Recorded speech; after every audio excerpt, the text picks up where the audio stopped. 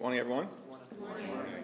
Today's inflation numbers of 3% year over year confirm what hardworking American taxpayers already know, that Donald Trump and Republican policies are making life too expensive in the United States of America.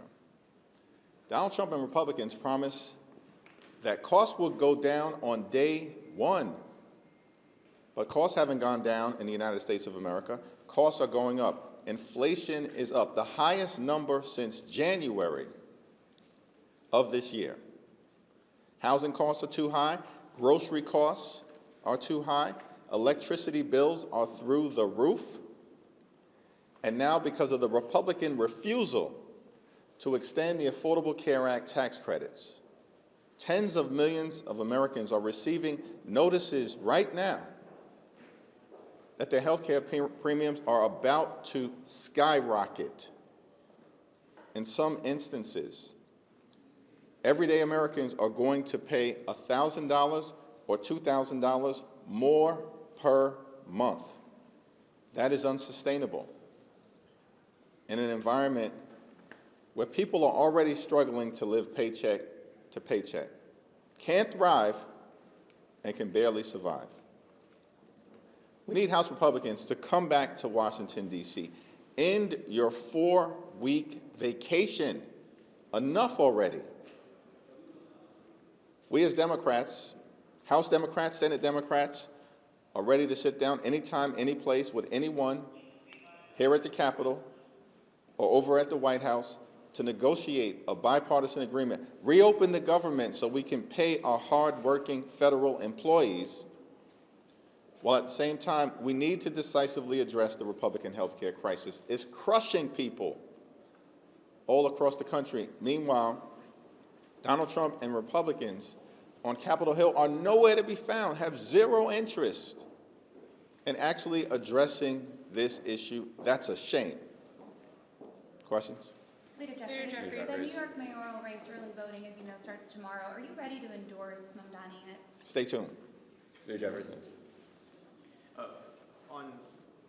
We are now at this point, day 24 of the shutdown. SNAP benefits are running out. People are starting to go without paychecks again. Now insurance premiums are already starting to go out. Republicans continue to say they're not going to do anything until the government is reopened. Is there a point where you just have to accept reopen the government? The problem that the country confronts right now is that Donald Trump and Republicans decided to shut the government down. Like, what's unclear about the fact that Republicans have the House, the Senate, and the presidency? And from the very beginning of this year, they've taken a my way or the highway approach, have steamrolled the country in all of the things, jamming their right-wing ideology down the throats of the American people. And now Republicans are claiming that they're helpless. The problem that we have right now is that House Republicans refuse to come back. They've literally been on vacation for 4 consecutive weeks. Donald Trump has found all of the time in the world to play golf. He can try to extort $230 million to line his pockets from the Department of Injustice.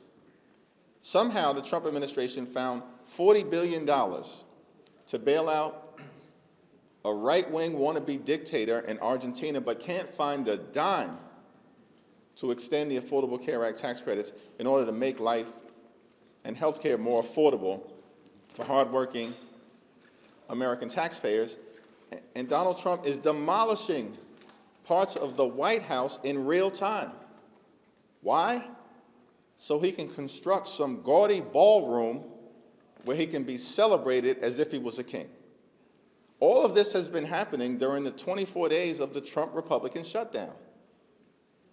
But they can't find a moment to talk with Democrats to find a bipartisan solution forward to reopen the government and to address the health care crisis that they are inflicting on the American people.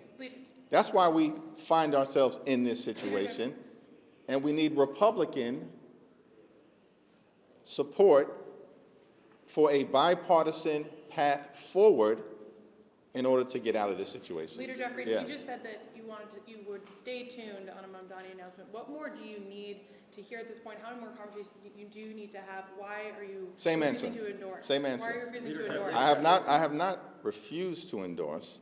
I've refused to articulate my position, and I will momentarily at some point in advance of early voting. Leader Jeffries, you. Leader Jeffries. Thank you, Leader Jeffries. There are some bipartisan talks going on in the Senate on trying to pay federal workers that are currently furloughed right now. Would you support any